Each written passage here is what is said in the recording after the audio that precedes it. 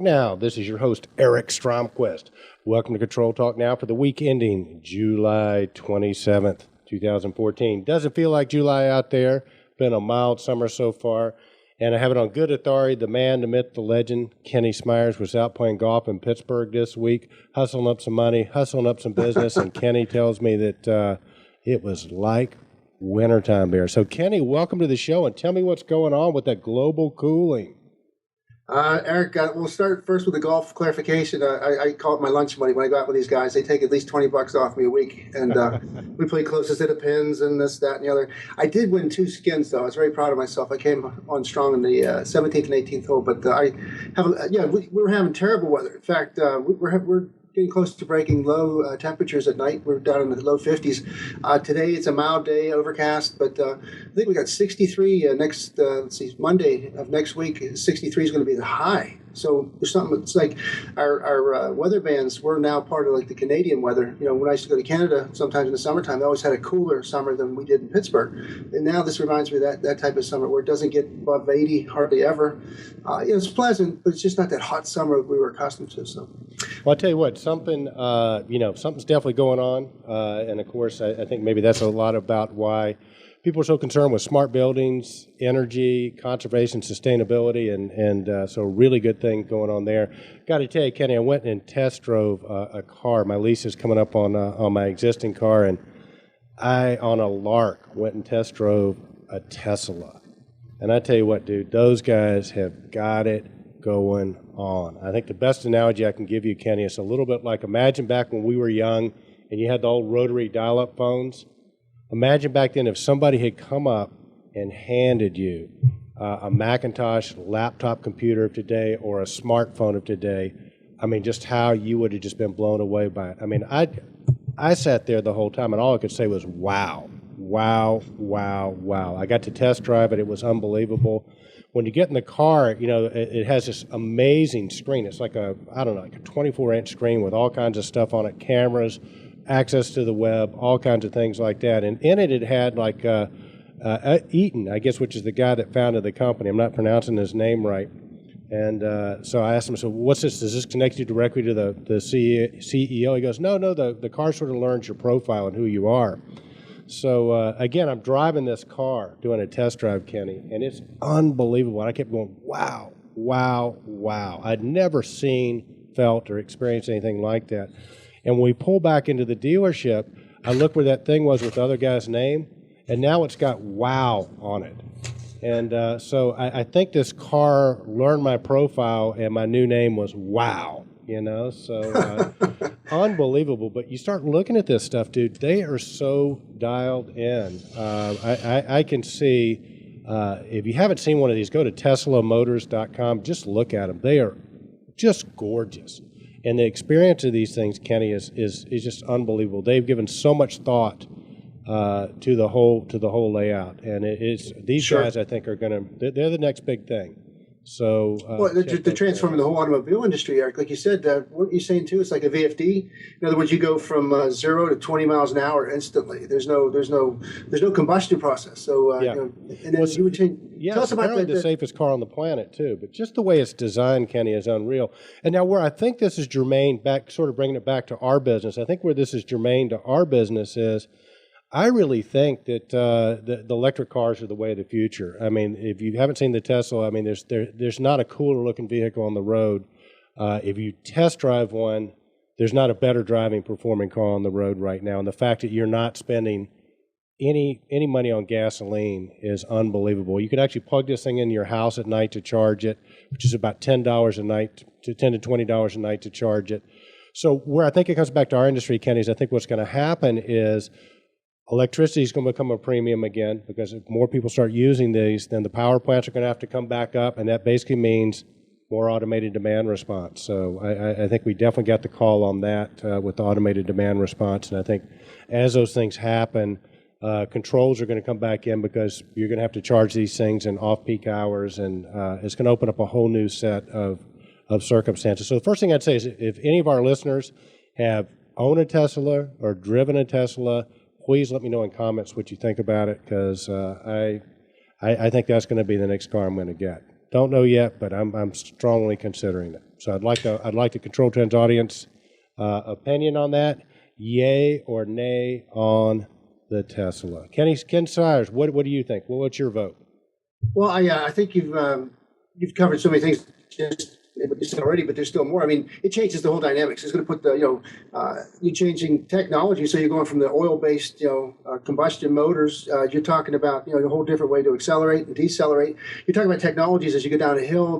They take the, as you decelerate, it creates, generates current. So you're charging your battery when you downshift, basically. I mean, so the technology is there now. So it's just a matter of like anything else. When are you going to actually adopt it, accept it, and adopt it? So the adoption rate will be real slow because you're going to go against so many other industries that are going to be resistant to it.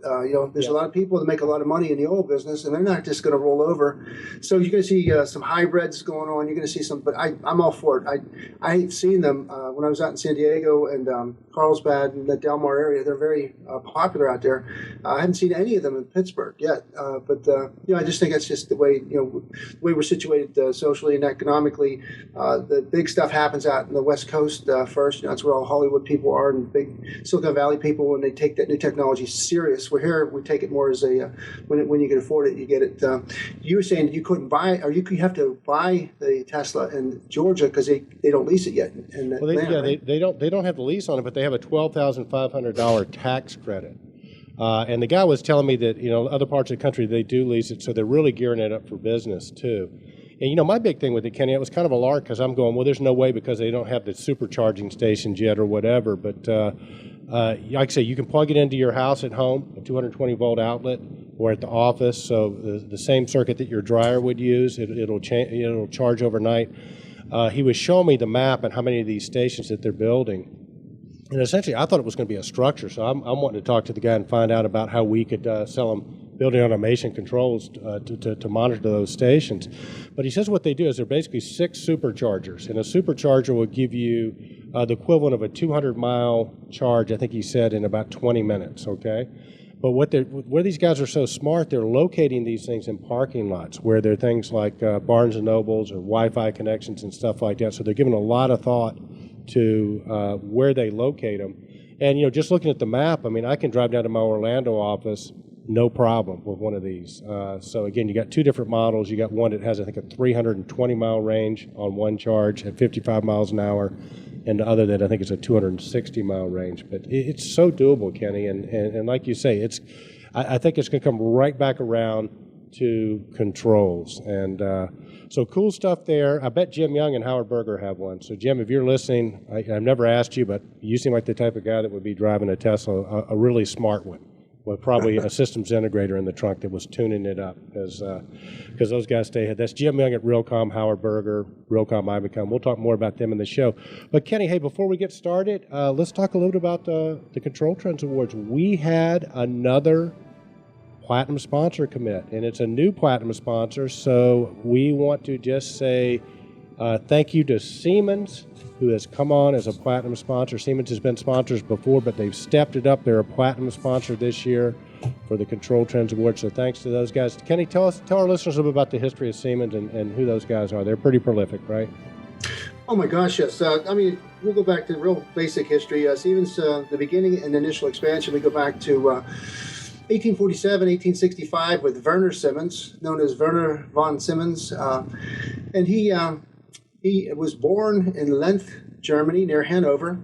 And he got a start in the studying in mathematics, physics, and chemistry and ballistics at the artillery and engineering academies in Berlin. Anyhow, to speed that forward, his younger brother Wilhelm later marketed some of his inventions successfully in Britain, and in 1846 they hit upon some ideas to improve the Wheatstone telegraph using these simple means: cigar box, tin plate, piece of iron, and some insulated copper wire. They designed their own pointer telegraph. Now this is, so now we're talking Siemens. Today, Siemens, the United States of America. Siemens Corporation is a U.S. subsidiary of Siemens AG, a global powerhouse electronics and electrical engineering operating in the industry and the energy, healthcare, infrastructure, and city sectors for more than 165 years. Siemens has built a reputation for leading-edge innovation and the quality of its products, services, and solutions. Well, in America, we're seeing the impact even more and more in Europe. In Germany, you can't turn a bend on the autobahn or the streets without seeing some sort of a Siemens marquee or marker or advertisement. But they had 362,000 employees in 190 countries. And Siemens reported worldwide revenue of approximately $100 billion in fiscal 2013. Siemens in the USA reported a revenue of $24.3 billion, including $6.9 in exports, and employs approximately 52,000 people throughout all 50 states and Puerto Rico. So you're talking a massive Fortune 50 company.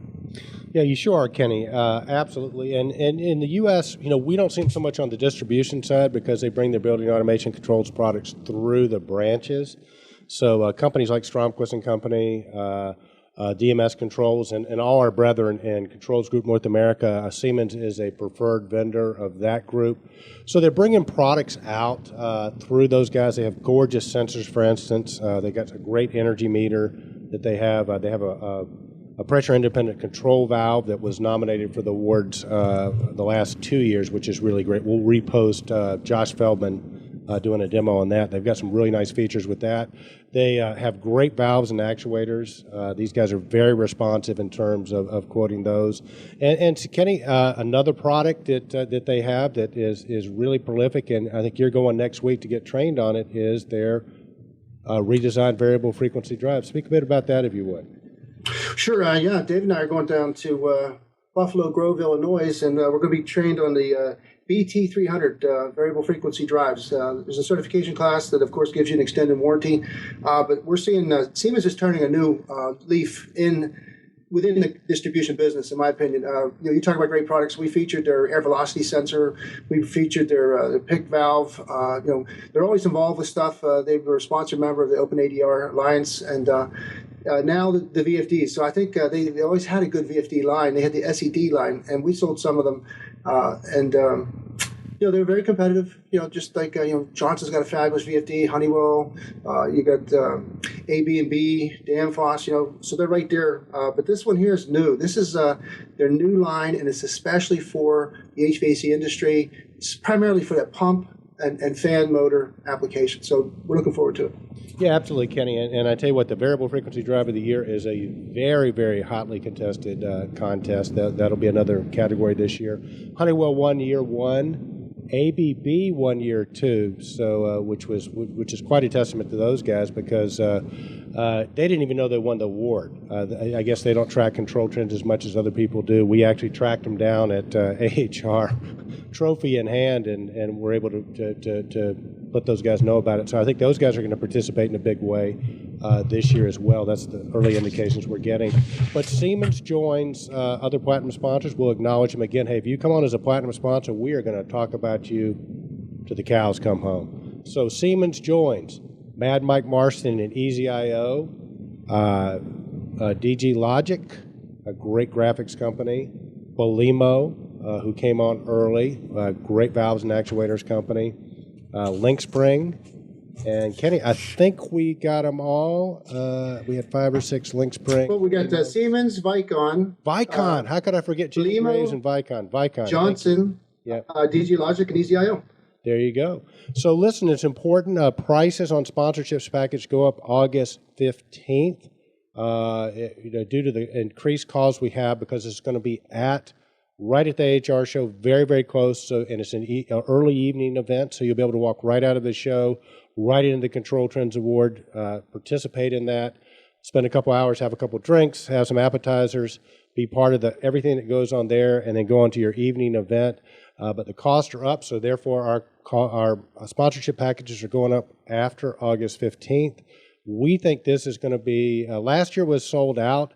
Unfortunately, because of the weather, about half the people weren't able to make it, but because this is inside, this is going to be a sold-out event. We've got a bigger venue, so there's going to be more people there. This is going to be the place to be this year at Kenny Smyers. So again, if you haven't gotten your sponsorship package and you need it, reach out to me and Kenny.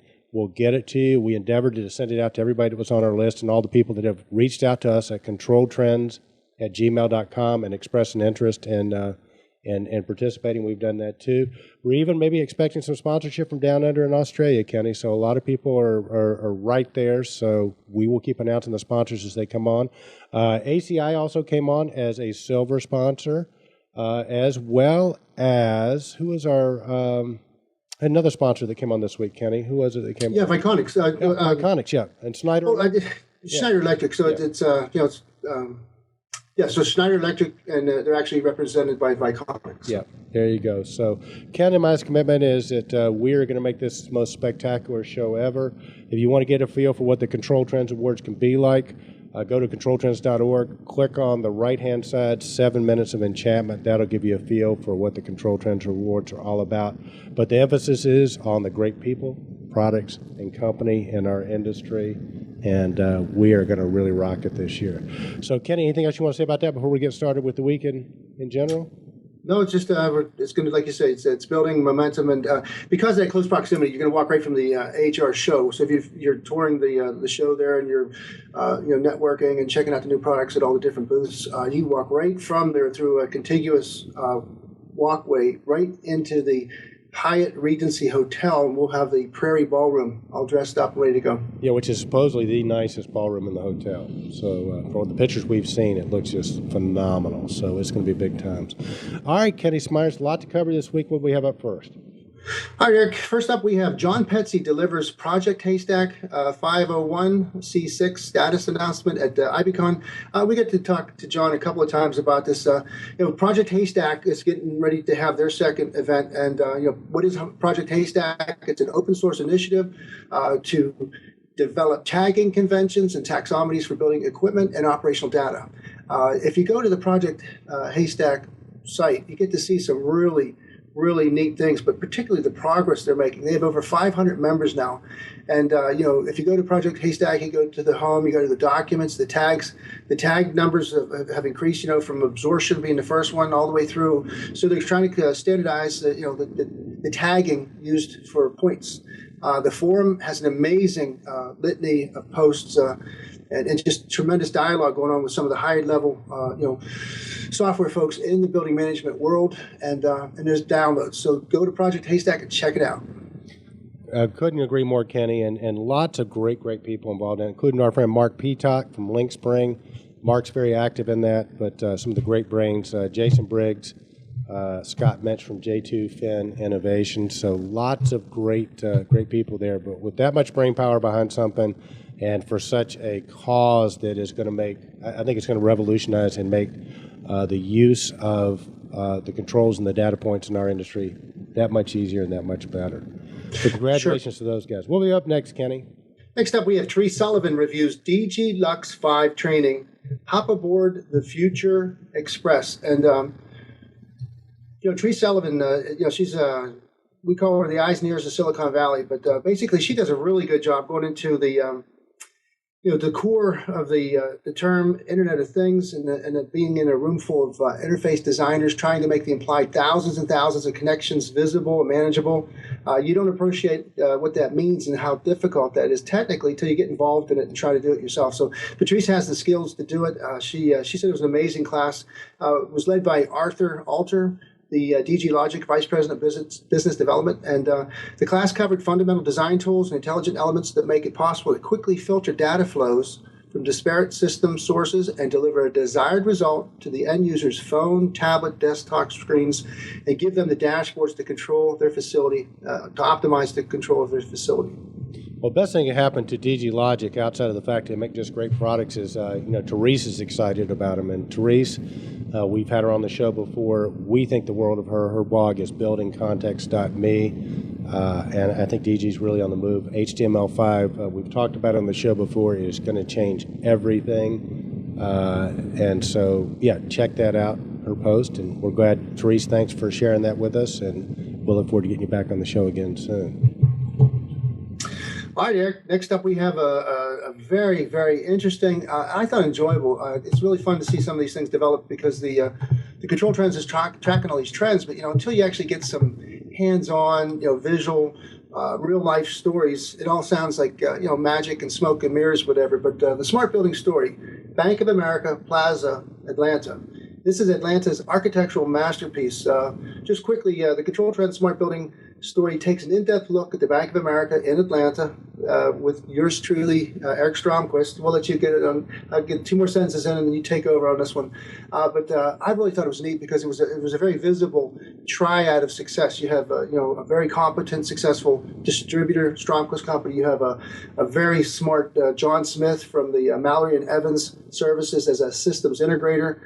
You got the great Honeywell Web's AX, product line that just offers so much. The Stryker series, I bet you're going to tell us about, and then Parkway Realty's Alan Winfrey. He gives a very, very genuine testimony of what a successful smart building looks like, sounds like.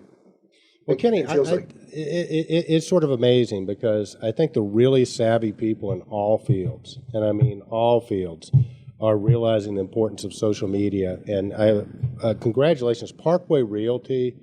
Very innovative group of people, and I think they really realize that sustainability and being socially conscious is very, very important.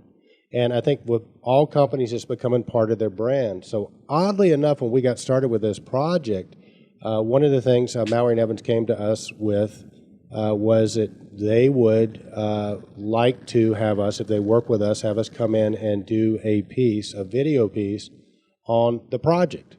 And the reason being because they're very socially conscious and realize that Control Trends is, a pretty well sought after, viewed website. So that was sort of one of the deals about us getting the job. We came in, and of course, I want to congratulate the Honeywell team all the way from the top. Mark Winston, Larry Andreanis, Larry Weber, all those guys got involved. Patty Hall. As well as the local team that includes Stephen Haynes, really got involved and helped us sell this job. And Alan Winfrey, who is a very innovative thinker, is the building chief over at Bank of America, and Alan really understood the importance of open systems.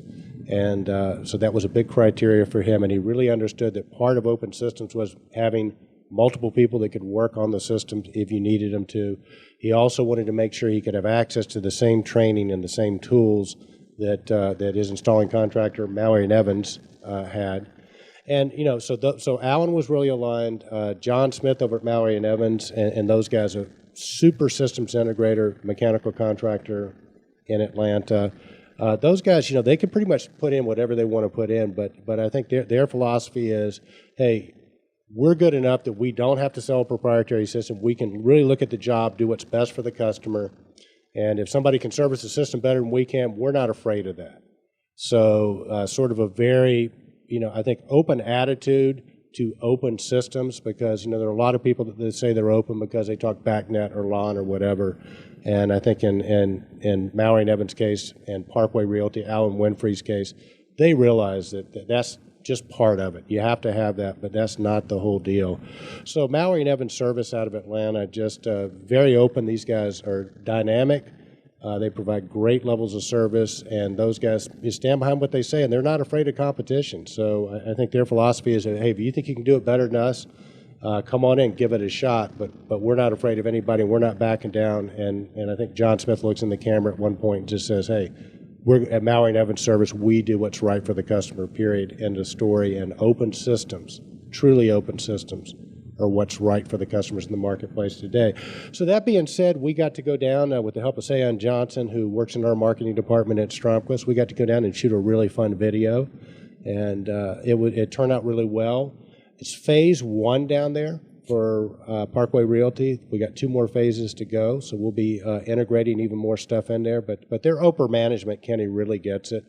They really understand it in terms of having the tenants involved, having things be sustainable. So all in all, just a great group of people to work with. I think the video turned out well, and check it out. Let us know what you think. We appreciate it. And if you have a smart building or a smart building story, or if you're another distributor or another integrator in part of the country, and you have a smart building story, we would love to feature it on Control Trends as well. We welcome everybody, whether you go direct, whether you go through distribution or whatever. Our mission at Control Trends is to make sure that the control world is educated, so everybody has a fair shot. If you have something compelling to say, you're welcome on the show. Eric, I just wanted to just to finish up with that, to talk about how big it was. The massive first phase integrated the base building functions, the chiller plant, cooling towers, and the occupied floor space of involving 400 VAV boxes, and that's just phase one. And another thing about Parkway Realty, they won Atlanta's E3 Awards for Water Saving Initiative. That guy's really cool. Alan Winfrey is really genuinely cool, and you got to see the hug at the end of that video. Yeah, it was something because, these guys, you got to see it because, at the end of it, Alan just looked at, when you have a customer that looks at you the way that Alan looked at John Smith and thanks him for really getting and understanding and delivering. Dude, a group hug had to happen at the end of it. But I think that's what it's all about. I think is anybody in business that can have a customer that responds the way Alan Winfrey did is pretty darn special. It's so true, Eric. See, that's what I said about the smoke and mirrors and marketing and whatever. We're seeing the impact of social media the traditional marketing is just sorry, but it's going by the wayside.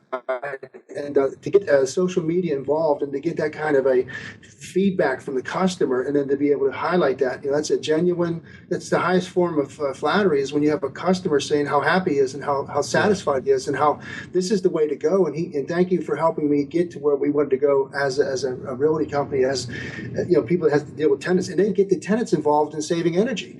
We have a secondary part of this post that we're going to talk about involving Comfy, but it's marvelous. So well done. No, it really is, Kenny. And just one sort of last piece on it. I think companies have to have the formal marketing. You have to have that, but I think you really have to have at least equal exposure through social media, and I think that's what Control Trends offers, a very unique place for companies to feature their stories like that, and then for us to be able to go in and do a video. And I think the thing about it is it's genuine, it's different, it's third-party validation, and so I think that social media definitely complements what you do. And I think if you're really savvy, Jenny Graves at Vicon Tritium is so savvy on the understanding the importance of social media that she really gets it, and I think others get it too.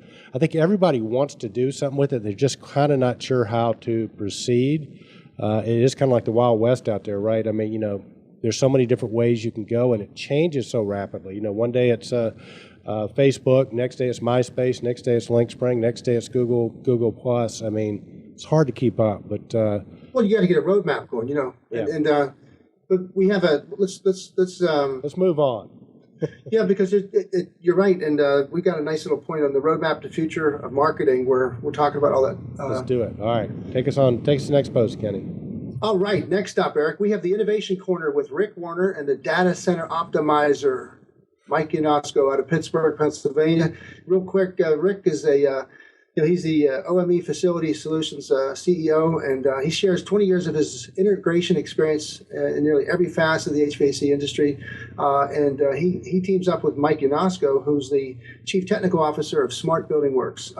He now has a nickname. He's called the Optimizer. So we have Rick Warner, he's the innovator, and then we have Mike Ionesco as the optimizer. But these guys are very serious. If you look at them, they're very professorial, and they have professional passions that they really do get things done, and they really do deliver results. So Mike Ionesco does a data center application, and he's really focused on reducing the capital and operational expenses and utilizing the new technologies to optimize and produce significant energy savings for existing data center applications. Smart Building Works out of Pittsburgh, Pennsylvania, specializes in high-performance infrastructure systems, high-efficiency buildings, and common-sense sustainability. Well, both those guys are great, Kenny, but I tell you what, there are superheroes. So part of the things, if you come on Control Talk now and do an interview with us and you're doing something really great, you get a superhero's name. But Kenny, you got to say the names better. It's Rick Warner, the innovator. I know. The other guy is the optimizer, right? So on the next show, we're going to have Rick wear a cape, okay, maybe a mask or something. We'll see if we can get him to do that. But those guys really rock, Kenny. They sure do. So congratulations to those guys. And Rick will be back on with his Innovation Corner on a regular basis. Kenny, what do we have up next? All right, Eric. Next up, we have Belimo's free webinar. Thursday free webinar. Belimo's really getting active. You talk about somebody that's taken strident measures to get out into that community and keep, pulsing information, webinars, and I'm sure they're being very successful. But this one was on the introduction to retrofitting globe valves. If you go to Belimo's site, we of course had the hot link on there, and you had to register, and then you get you sign on with your, they give you a password or whatever.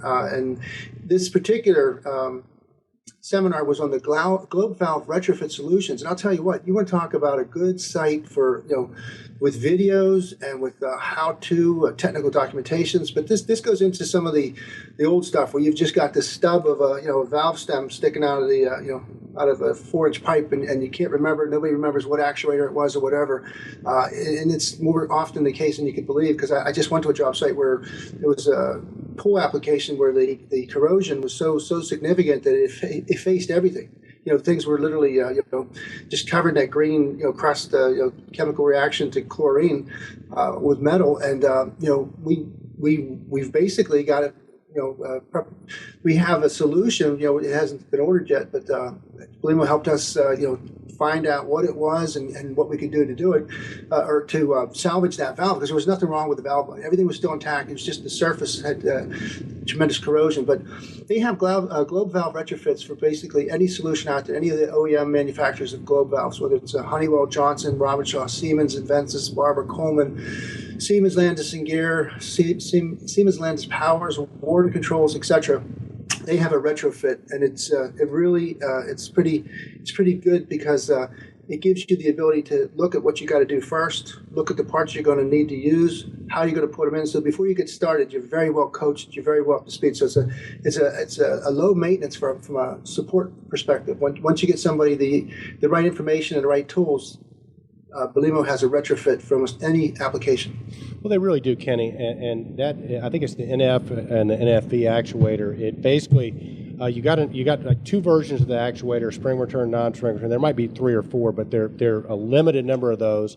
And essentially, you get a linkage kit that adapts on other people's valve bodies. And I can't tell you how many universities we've been in, or school systems, where they have so many different things in there, and you can just take this one little actuator and you can make their life a lot easier, because they can keep a couple actuators in stock, a handful of the different linkages. It's so easy to set up and use that they can go right out to the job site and be able to respond very, very quickly. So check that out, Kenny. I suspect Belimo will have that webinar up where you could go watch it even if you didn't make it. So we'll see if we can get that information for you. Lisa Hickey, if you're listening to the website, she's in charge of marketing at Belimo. I think she's a big Control Trends fan. If you're listening and can send us that link, we'll make sure we get those posted. And if you guys can give us a little bit more heads up on when these things are, like if you have a monthly schedule or whatever, we'll get these things out in advance so more people can sign up. But good stuff from Belimo. What do we have up next, Kenny? All right, Eric. Next up, we have Siemens features the Advantage TM Navigator at IBCon 2014, and we got to talk to Adnan Akbari, the Senior Manager, Strategic Marketing at Siemens Industry, and he was really, really excited about the Advantage Navigator. It's the energy management systems performance platform that Siemens featured at the IBCon show, and it offers a number of energy analytics that take the existing Siemens technologies and services to the next level by giving Siemens customers distinct business advantages, making costs easier to predict, delivering key insights into the total energy and operational performance of their building, whether it's locally or worldwide. And then Adnan, he's a very, very intelligent guy. He was a CMU grad, so good for Adnan. Let's go CMU out of Pittsburgh. And he was saying how the titans, the IoT titans, Google, Microsoft, Cisco, Dell, Intel, he saw their entry into the HVAC market as a logical move, because they too have significant technology plays to make in the building space, and their technology is going to force everybody's game up a notch. So he was very, very generous with some competitive not endorsements, but just recognizing the strength of the Microsoft and the Googles and Intels and Dells. And then they get the final Advantage Navigator is a customizable suite of applications that help you monitor building systems performance, energy demand, energy supply more effectively and efficiently. So we may start to see some more Siemens products arrive in the Control Trends Awards. With the not only do they have the good actuators and PIC valves, and we talked about some of their sensors. Now we're seeing their building management system scale down into our accessible points. We might have access to that. So you'll probably see Siemens come in the VFD department, and then also in the building management software systems, smart stuff. Adnan was a very impressive guy, Kenny, and we got to look at the system, and it was impressive. So I could see that definitely coming in the building graphics category. I mean, I know Panoptics, which is a branch product from Johnson, won year one in that, and I think this is. I think if Siemens gets this up and gets it nominated, and sort of pushes that out to our Control Trends community, I think they're going to get a lot of activity on this. And Adnan, I think will be another candidate for the people categories too. Very impressive guys. So it looks like Siemens, where in the past we just sort of had their distribution side participating in the Control Trends Awards, looks like their branch side is getting involved now. So I think you're going to see lots of Siemens folks at the Control Trends Awards and a lot of activity from Siemens. So we welcome them in and look forward to seeing how they do in this year's Control Trends Awards. But definitely check out, there's a link on the website where you can go check this software package out. And Adnan, I think you'll be in good hands with him. Righto, Eric. Next up, we have the Energy Department invests $6 million to support commercial building efficiencies. And again, I can't help but track these announcements. The Department of Energy, I've never seen them so busy and so active, trying to stimulate the economy from different technology points. And this one here is basically the Building Technology Office announced on July 25th that they were funding $6 million to deploy and demonstrate 4 emerging energy savings technologies in commercial buildings across the country. These projects will help businesses cut energy costs through improved efficiency while reducing carbon pollution. So last year, commercial buildings consumed 20% of all energy used in the United States at an estimated cost of $180 billion. They are responsible for 18% of the United States' total carbon emission. And so you can see that we're dealing with the big numbers. Last week we had a DOE post where we actually had the commercial buildings and residential buildings merged together, and they represented 40% of the energy. So you can see that the commercial buildings are 20% of our energy. So there's a tremendous amount of savings to be done, and the government's helping to get people excited about that and get the private sector active. In fact, the 4 awards were to the infrared systems out of Houston, Texas. They're going to do the building ventilation systems to remove indoor air pollutants such as carbon dioxide. Building IQ Inc. out of California, Foster City, California. They're going to optimize HVAC energy across the commercial buildings using a predictive energy optimizer cloud solution. Then you have QM Inc. out of Lee Summit, Missouri. They did a high efficiency 7 to 16 watt fan motor that are used in commercial refrigeration systems, and it's a high efficiency fan, reducing let's see what they do. This really reduced potential energy reduction of $1 billion in the refrigeration business for supermarkets. And then the Northeast Energy Efficiency Partnership out of Lexington, Massachusetts. And they are to further advance the advanced lighting controls. So ALCs, which turn off or dim when they're not in use. So hats off to DOE, keep it coming, because eventually that's going to trickle down into our industry as these technologies become more and more pervasive and more used. Then pretty soon those standards are going to be required, and you're not going to be able to put a building in or a retrofit in without using one of these successful products. Well, no, agree, Kenny, and I think, I'm kind of surprised they haven't picked up on the concept, term that you coined about 1.5 years ago, light litter, which is basically, when you're driving down the road and you see in the middle of the day, lights are on even though the sun is bright, and unfortunately it seems like it's usually the government facilities that have the lights on. And, guys like Brian Pike and Watt Stopper with the bullet have just an awesome solution to pick that, to take care of that. So, Brian, if you're listening, reach out to us. We probably should try to get with the government, get you guys some of that money and solve some of that problem, because talk about low-hanging fruit. There's already a product there that will take care of that, and it's an easy retrofit. I think it's just a matter of, I guess they don't know about it, Kenny, because they should be throwing millions at Watt Stopper Legrand for that product, because that would just solve so many problems. President Obama, if you're listening, I know you're a big fan, just reach out to me and Kenny. We can help you with this. The way I look at this, Kenny, is we solve the energy crisis. We're ending the war on terror because if we're not dependent on oil, we don't have to go over there as much. So anyway, that's my plea. Vote green, vote the bullet, vote Watt Stopper, vote Control Trends. Let's get it done. What do we have up next, Kenny? Well, you brought up President Obama, and he's very busy right now doing something that we got Ken St. Clair. We're on the same boat with Ken St. Clair to develop young talent, replacement talent for our industry. The average facility manager is 54 to 57 years old. So now we've got to really truly take things seriously. Like, who are we passing the baton back to? There's not people in the ranks that are learning our industry at the rate that they need to keep up with all the technology. So Ken St. Clair, he's taken I wouldn't say the high road, but he's taking the IoT road, the Internet of Things, and the technology. We're trying to come through the service mechanical route. We're working with equipment manufacturers. We've got some great support from like Mark Peacock at Linkspring. Everybody's getting serious about how we're going to get the country energized into the building management space, to learn some part of it and become part of this tremendous industry we're in, but have some sort of a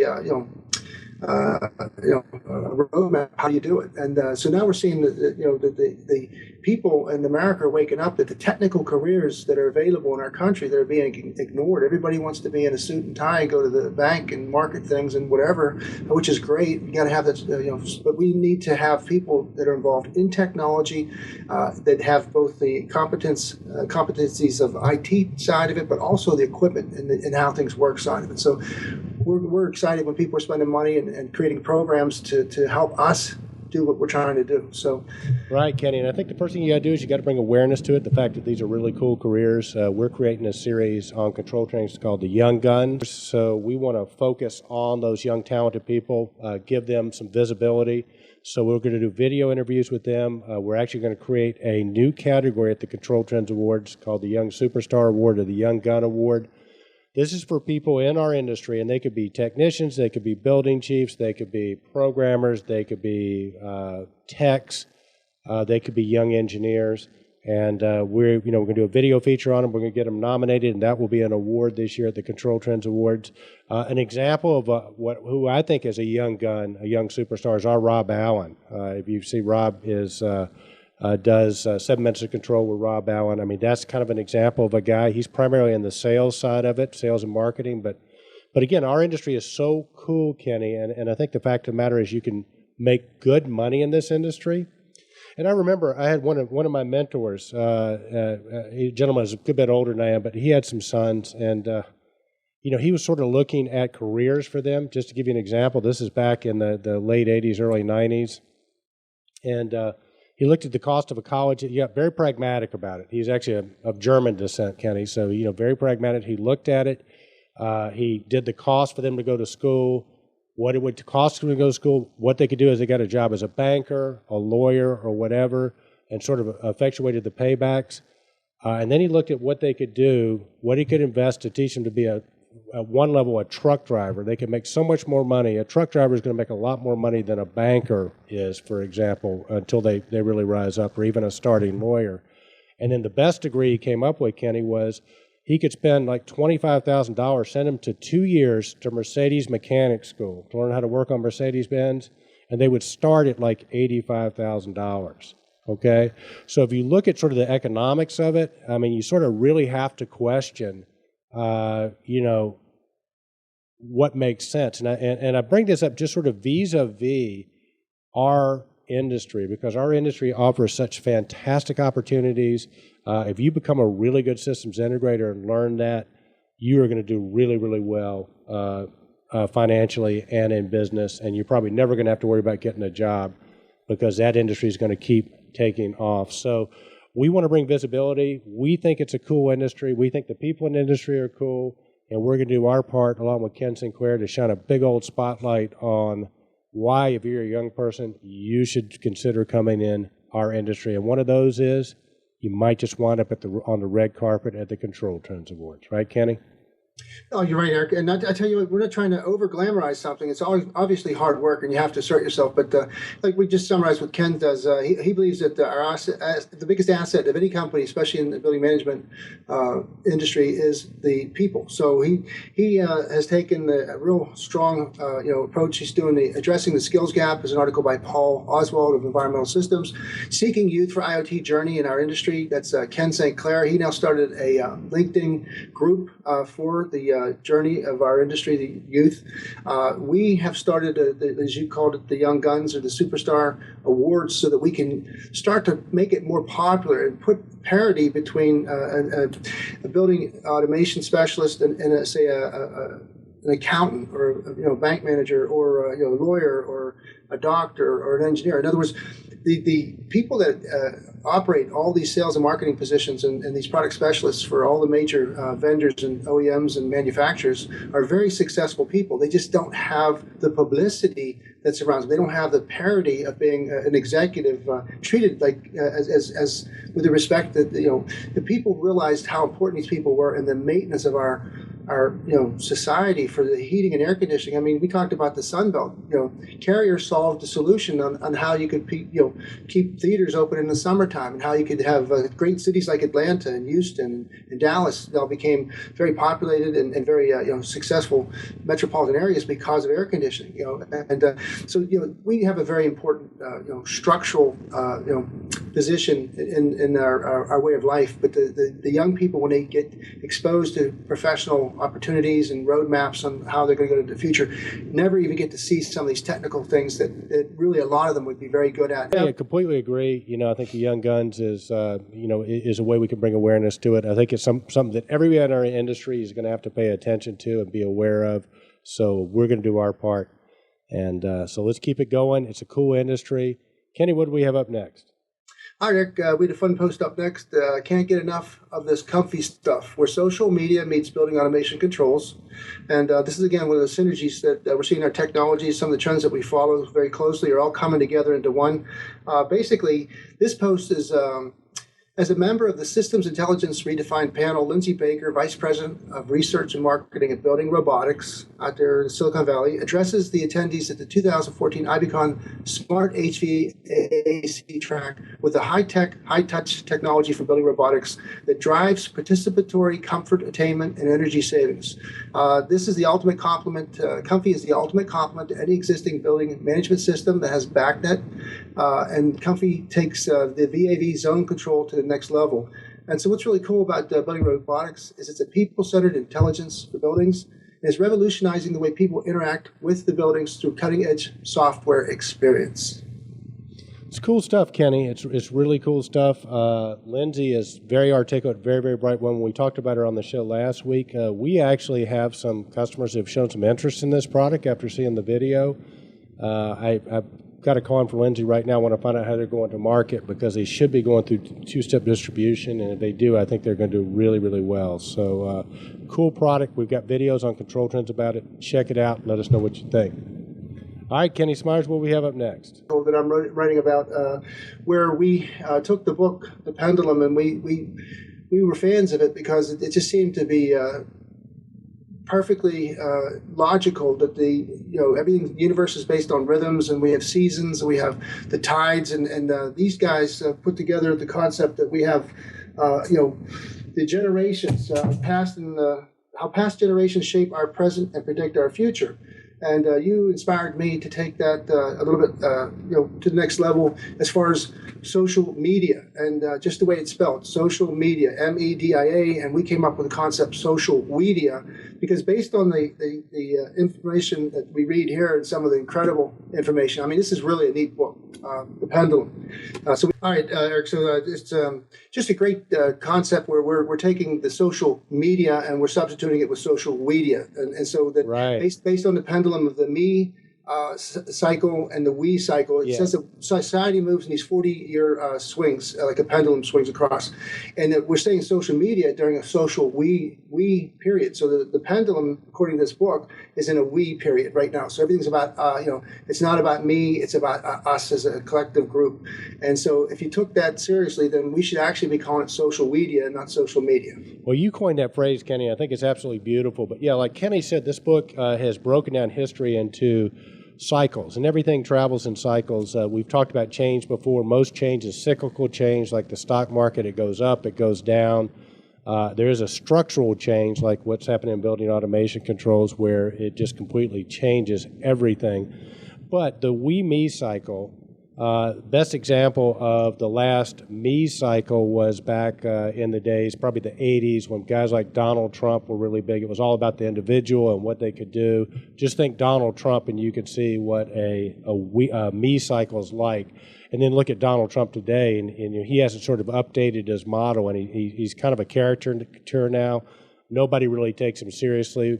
But if you look at the we cycle, which is all about us, it's less about the individual and about what you're doing. So if you look at people like Tim Ferriss, some of the guys that, the guy that does the Tesla, he's a we guy. It's all about how we can make things better.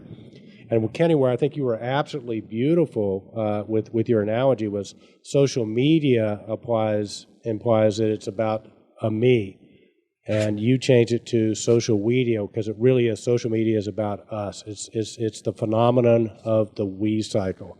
When we go back to the next me cycle, nobody is going to care about having friends on Facebook because in a me cycle, it's all about the individual and not about the group. So, Kenny, that was absolutely beautiful.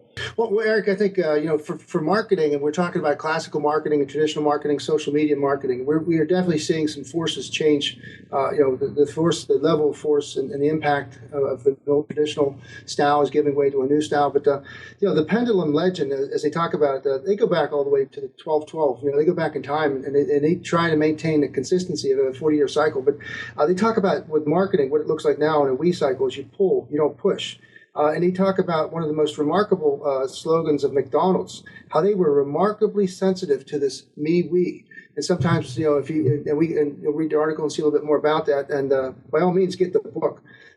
It's written by the two gentlemen are Roy Williams and Michael Drew. But they talk about one of the famous, the people that have just caught the wind of this.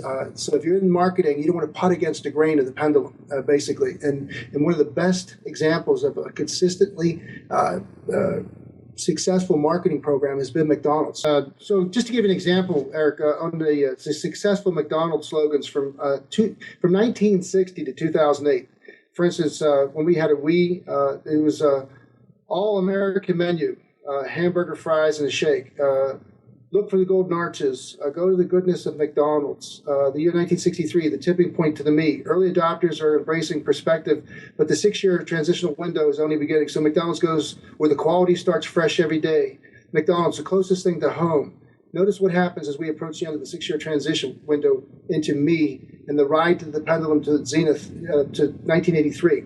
So McDonald's, 1967, McDonald's is your kind of place. It's a happy place. 1971, you deserve a break today. 1975, we do it all for you. 1976, you're the one. Wow. 1981, you deserve a break today. Then 1983, McDonald's and you. So again, the emphasis is on you. Then it starts, we see food, folks, and fun. Have you had your break today? Did somebody say McDonald's? We love to see you smile. There's a little McDonald's in everyone. I'm loving it. So basically, you see how they shifted their marketing slogan and attention from you deserve a break today, or we all love fun. So it's just amazingly subtle and amazingly it's effective, Kenny. It's effective. Like you say, you're not punting against the grain. My question for you is, when are we due for the next me cycle? We're in 2013. It was the last I really. I actually drew a little diagram for myself. We got 10 more years of we, and then it'll start to shift. So the question becomes, Kenny, how is social media going to survive when we get back to the me cycle? That's going to be really interesting, isn't it? Well, what they say is that what we're seeing right now is like you have brought that to the forefront, where you need endorsement. You need third-party endorsements right now. You can't say as a manufacturer, I am the best product. You must buy me. I have the best skills. I have the best quality. I have the best technology. We read the book, the why, the meaning of why. You have how Apple and certain people are so successful. But now we're seeing that what happens is you see product involvement versus self-involvement. You see message involvement has become so critical. So again, in the me, message involvement drives, it drives 1/5 of our purchases right now. They're saying that a me influence. So when you get social media and you get endorsements and you get third-party or filtered recommendations, or you go on like the hotels, people now, I don't go to a hotel unless I read what it says. Yeah, exactly. Because a couple times, you talked about investments or whatever. I think the best thing a person can do in this day and age is take advantage of the social media, read what people say about it. I don't like this product because, or I love this product because, and that's where Nest took off. That's where Nest really got onto that thing like a speeding bullet, and just because everybody just liked it. It was so novel, and they were Apple-minded, so they like new technology, taking something standard and ordinary and spin it again as something new and novel and change the status quo. So it's really neat. So in a me generation, we push, in a we generation, we pull in terms of marketing. So it's a great book, and we tried to come up with some clever manipulation of that concept. So you guys remember when you start hearing about social media, it was the man, the myth, the legend that coined that term. So impress your friends with social media. All right, Kenny, I think the last thing we had going this week, on Friday, we got together with Johnson Controls for another episode of Johnson Controls Tech Talks. Tell our audience a little bit about that. That was really something, I thought. Yes, Eric, it sure was special. This week's Johnson Tech Talk, we had Chris Lane. Chris Lane's the senior FX product manager, and we had Matt Krieger, who was the product manager. It was a really, really interesting session, and it's something that everybody can benefit by. But basically what it talks about is that the FX appliance is built to enable time-saving functions like automatic graphic creation, new station, batch imports, wizards, simple integration of N2 and backnet points, and support for mobile devices and mobile device graphics. This thing is just a very, very compelling reason why in the integration world, when somebody gets the AX certification from one OEM, it's very difficult to convince them that they should buy the second OEM's version of Workbench or their appliance.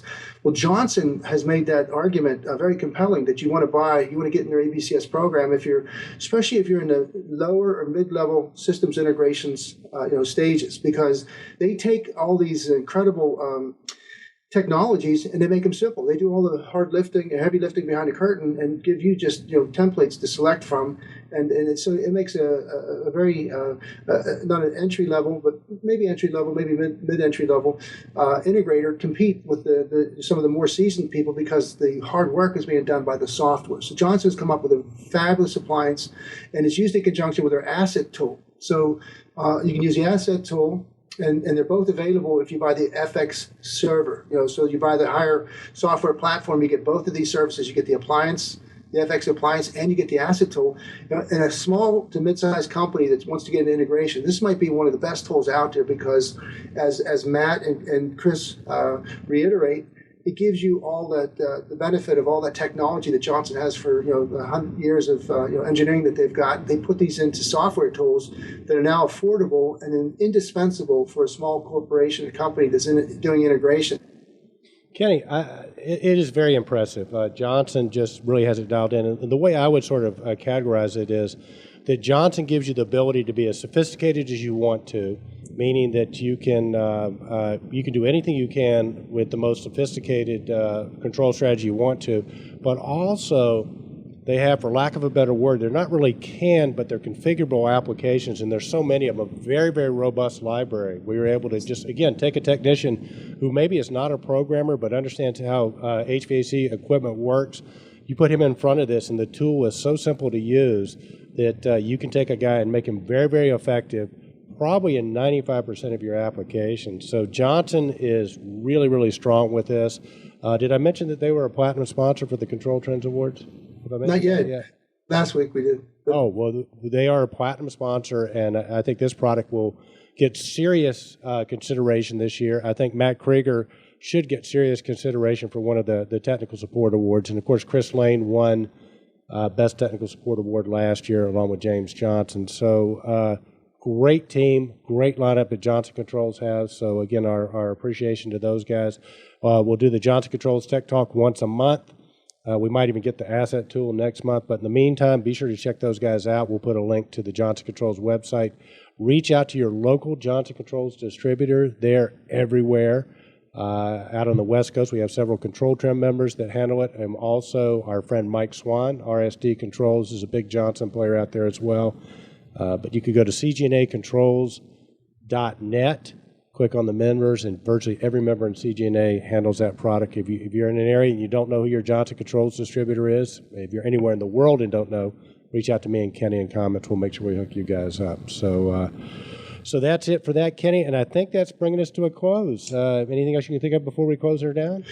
No, Eric, that was our final post. It was a good week. Yep. Well, there you go. So the week that was July 27th, 2014. I'm Eric Stromquist. He's Ken Smyers, the man, the myth, the legend. Again, a special thanks to our platinum sponsors for the Control Trends Awards. Thanks to Siemens, who just announced this week. Our special thanks to Siemens, Vicon, Belimo, Johnson Controls, DG Logic, EasyIO, and Link Spring. Thanks, guys. We appreciate it. Kenny, with that, have a great week and stay in control. Thanks, Eric. Indeed. Indeed.